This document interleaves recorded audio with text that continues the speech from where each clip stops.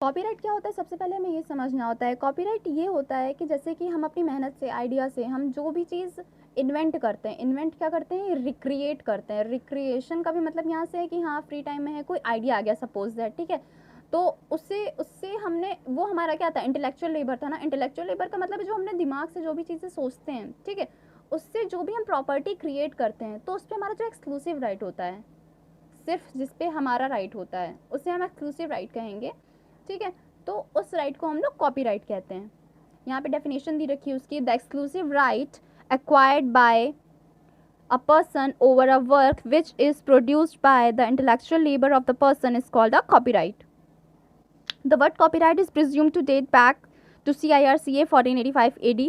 मतलब 1485 में सबसे पहले इसका, AD में सबसे पहले इसका ओरिजिन दे दिया है। उसके बाद में 1586 में इसका, यहाँ पे इसको मेंशन करें, the word copyright is derived from the expression copier of the words, ठीक है। जो एक्सप्रेशन था वहाँ पे कॉपियर ऑफ द वर्ड्स, 1586 में ये वर्ड यूज़ हुआ था, ठीक है। यहाँ से इसका डिराइवेशन दे रहे हैं कॉपीराइट का, ठीक है। उसके बाद में फिर बता रहे हैं, the Oxford English dictionary in 12th volumes defines.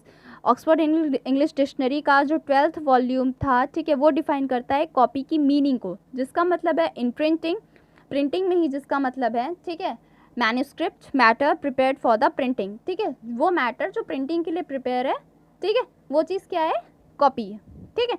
The copy right according to Black laws dictionary, ठीक है। अब यहाँ पे इसका क्या मतलब है, ब्लैक लॉ डिक्शनरी में इसका के हिसाब से इसका कॉपीराइट का क्या मतलब है, is the right in literary property. Literary property मतलब जैसे कि लिटरेचर में, जैसे कि कॉपीराइट किस पे होता है, हमारा बुक्स पे मिलता है ना कॉपीराइट, और किन चीज़ों में मिलता है, सिनेमाटोग्राफी में और मूवीज़ में, फिल्म्स में, इन सब चीज़ों में मिलता है। तो ये सब जो वर्क होते हैं वो लिटरेरी प्रॉपर्टी होते हैं, ठीक है। तो लिटरेरी प्रॉपर्टी में जो भी हमें राइट मिलता है एक्सक्लूसिव, ठीक है, जिसे रिकॉग्नाइज और सैंक्शनड पॉजिटिव लॉ के थ्रू किया जा सकता है, उस राइट को हम लोग क्या बोलते हैं, कॉपीराइट, ठीक है।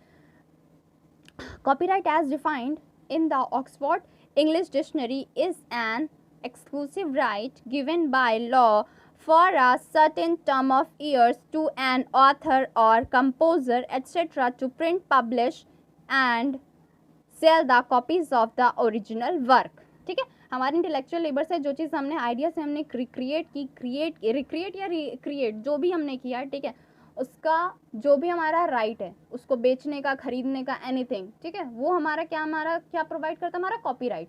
हमारा कॉपीराइट उस राइट को हमारे प्रोटेक्ट करता है, ठीक है। अच्छा, copyright is the right of the person who has made up the intellectual property with his intellectual labour. उस पर्सन का कॉपीराइट राइट है, ठीक है, जिसने इंटेलेक्चुअल लेबर के साथ में, ठीक है, अपना उसने क्या बनाया है, intellectual property. There are two types of property, यहाँ पे दो तरह की प्रॉपर्टियाँ होती हैं, कौन कौन सी, टैंजिबल और इनटैंजिबल। जिसको हम टच कर सकते हैं वो कौन सी प्रॉपर्टी है, वो है टैंजिबल। जिसको नहीं टच कर सकते वो कौन सी प्रॉपर्टी है, इनटैंजिबल, ठीक है। तो यहाँ पे यही लिखा हुआ है, there are two types of property, tangible और intangible. The property we cannot touch is intangible and known as intellectual property because this property is made up with the labor of the man's intellect. Man's intellect मतलब हमारी सोच से, हमारे दिमाग से, हमारे खुद के दिमाग से जो हम चीज़ हम सोचते हैं, उससे जो हमने प्रॉपर्टी बनाई वो क्या है, इंटेलेक्चुअल प्रॉपर्टी है। Thus the exclusive right vested in the intellectual property is called the copyright, ठीक है।